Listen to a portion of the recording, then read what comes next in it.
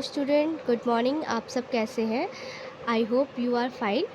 आज हम मरकरी पढ़ेंगे। मरकरी होता है क्या है, ठीक है। मरकरी जो है बेसिकली हमारा नेचुरली अकरिंग मेटल है जो कि हमारे इन्वायरमेंट में मिलता है, ठीक है। ये सिल्वर वाइट लिक्विड मेटल है, ठीक है।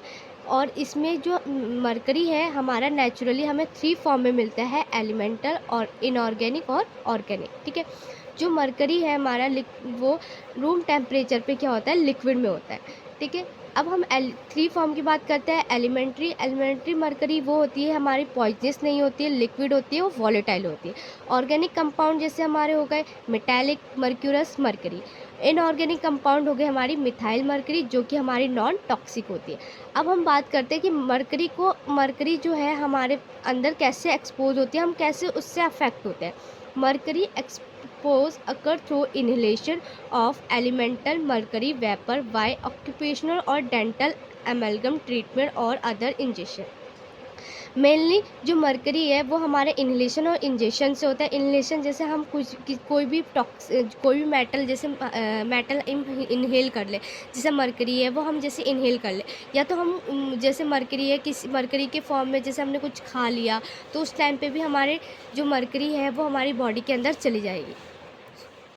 हम टॉक्सिक कंपाउंड के बारे में पढ़ेंगे। पहले हमने प्रीवियस में पढ़ा कि एक्सपोजर कैसे होता है। अब हम टॉक्सिक कंपाउंड में पढ़ेंगे। जो टॉक्सिक कंपाउंड क्या होते हैं हमारे मरकरी सल्फाइड हो गया, साइनाइड हो गया, क्लोराइड, ये सारे हमारे क्या होता है, टॉक्सिक कंपाउंड है। जो सल्फाइड है वो हमारी स्किन में एब्जॉर्ब नहीं होती है। जो क्लोराइड है वो टॉक्सिक इनऑर्गेनिक सॉल्ट है और कॉमनली क्या करती है, एक्यूट पॉइजनिंग करती है। एक्यूट मतलब आप समझ रहे होंगे कि एक्यूट क्या होता है, कि अगर लार्ज डोज में हम किसी भी मेटल का एक्सपोजर हो रहा है तो शॉर्ट टर्म के लिए हमें वो डिजीज़ हो जाए तो उसको हम कहते हैं एक्यूट। और क्रोनिक अगर हम लॉन्ग टर्म से उससे अफेक्ट होते जा रहे हैं फिर हमें कोई डिजीज़ होती है उसको हम कहते हैं क्रोनिक, ठीक है। अब हम पढ़ते हैं एक्शन मरकरी का वर्क क्या होता है, एक्शन क्या होता है। जो मरकरी है वो हमारे सल्फ हाइड्रल ग्रुप से क्या होगी, बाइंड होगी। बाइंड होने के बाद एंजाइम को इनहिबिट कर देगी और फोटोलॉजिकल अल्टरेशन ऑफ सेल मेम्ब्रेन, मतलब जो सेल मेम्ब्रेन होगी उसको चेंज कर देगी, ठीक है। अब हम यूजेस के बारे में बात करते हैं। यूजेस कहाँ कहाँ हमारी मरकरी यूज़ होती है, मेडिकल में यूज़ होती है। मेडिकल में जैसे हमारा डिसइंफेक्टेंट के लिए यूज़ हो गई, डेंटल एमलगम में यूज़ हो गई, डायरूट मतलब वेस्ट एलिमेंट को बॉडी से निकालना। अब सेकंड हमारा हो गया इंडस्ट्री में हो गया हमारा थर्मोमीटर में यूज़ हो गया। थर्मोमीटर मेनली आपको पता है कि थर्मोमीटर में मरकरी वाला जो थर्मोमीटर होता है उसमें जो टेम्परेचर राइज होता है तो मरकरी क्या होती है, हमारी राइज होती है, उसमें यूज़ होता है। फिर कैलिब्रेटिंग इंस्ट्रूमेंट में यूज़ होती है।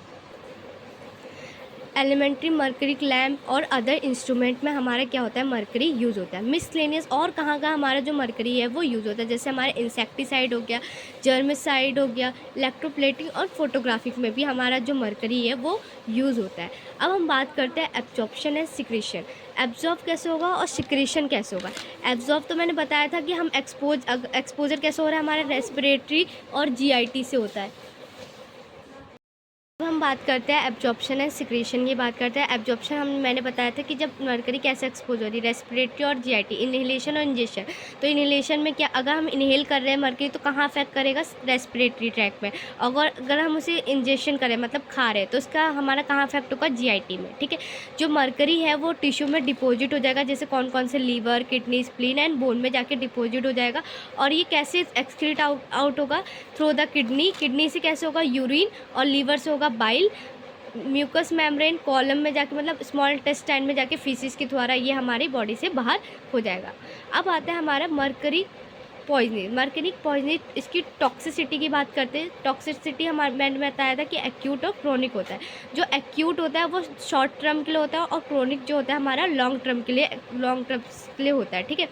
जो एक्यूट मरकरी क्या होता है, जो मर्क्यूलिज्म है वो एक पॉइजनिक है। किससे हो रहा है वो पॉइजनस, इनहेलेशन और इंजेक्शन। मरकरी की इनहेलेशन और इंजेक्शन से क्या हो रहा है, मर्क्यूलिज्म हो रहा है जो कि एक पॉइजनस है। And it's compound can be acute chronic elementary mercury as a vapour, ठीक है। ये मैंने बताया था कि जो एक्यूट है वो क्या होगा कि शॉर्ट टर्म से होता है, जिसमें कि क्या कर रहा है, इनहेलेशन इंजेक्शन से हो रहा है। पहले ये क्या करेगा, ब्लड में जाएगा, ब्लड से ये ब्रेन में एंटर करेगा। ब्रेन में जैसे जाएगा तो 3 क्लिनिकल पिक्चर शो करेगा। कौन सा होगा, initial phase, intermediate phase and let phase. जो इनिशियल फेज़ है वो मेटल फीवर हो गया, और इंटरमीडिएट फेज़ में क्या होगा, बहुत सारे सिम्टम्स शो करेगा मल्टी ऑर्गन में जाके। लेट फेज़ में क्या होगा, सीएनएस को, अब सीएनएस के सिम्टम्स आएंगे। अब इन्हेलेशन से कौन कौन से सिम्टम्स आ सकते हैं, जैसे हेडेक हो गया, नोज़िया हो गया, कफ हो गया, चेस्ट पेन मतलब उल्टी जैसे आना, और निमोनिया हो गया, पल्मोनरी एडेमा हो गया। पल्मोनरी में क्या होगा, स्वेलिंग हो जाएगी। सीएनएस में क्या इफेक्ट करेगा, insomnia, ataxia, restriction of visual hold, polyneuropathy etcetera. ये सारी चीज़ें क्या होगी, इन्हेलेशन के द्वारा होगी। ठीक है। अब इंजेक्शन की बात करते हैं। इंजेक्शन में क्या होगा कि हम इनऑर्गेनिक मर्करी का एक्सपोजर होगा। तो इनऑर्गेनिक मर्करी मैंने क्या बताई थी, कौन सी थी, मिथाइल मर्करी। मिथाइल मर्करी का अगर एक्सपोजर होगा तो क्या क्या सिम्टम्स होगा, जैसे हमारे इंटेस्टाइनल म्यूकोजल प्रोटीन में प्रेसिपिटेशन हो जाएगा। ठीक है। एंड म्यूकोजल नेक्रोसिस हो जाएगी, और पेशेंट जो है वो एक्यूट रीनल फेलियर भी फॉलो कर सकता है। अब ऑर्गेनिक मर्करी का एक्सपोजर होगा, जैसे ऑर्गेनिक मर्करी कौन सी थी हमारी, मर्क्यूरस, मर्करी, मेटेलिक। ठीक है। तो इससे अगर हम एक्सपोज हो रहे हैं तो क्या क्या सिम्टम्स आ सकते हैं, ये मेनली सिम्टम्स आएगा विजुअल कॉन्ट्रैक्शन, अटेक्सिया में, अटेक्सिन में क्या कहते हैं, इसमें दिक्कत आएगी। अब इनऑर्गेनिक मर्करी से जैसे हमारा हेयरिंग लॉस हो गया, ट्यूमर हो गया, न्यूरो बिहेवियर इम्पेयरमेंट हो गया, पैरालिसिस हो गया। ठीक है।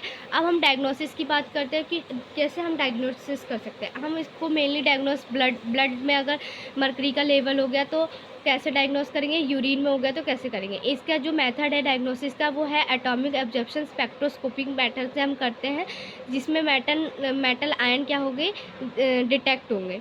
मेटल आयन की जो लाइट है वो रिफ्लेक्ट होकर स्पेक्ट्रोफोटोमेट्रिक जो है वो डिटेक्ट करेगी। इसमें क्या होता है कि जो ब्लड मर्करी में कितना होता है, 10 यूजी पर डीएल होता है, और यूरिन में कितना होगा, 20 यूजी पर डीएल होगा। ये इंडिकेट करेगा क्रोनिक टॉक्सिसिटी को। ठीक है। ये हमारा कंप्लीट हुआ एक्यूट मर्करी का एक्सपोजर कैसे होता है और उसका डायग्नोसिस हम कैसे करते हैं।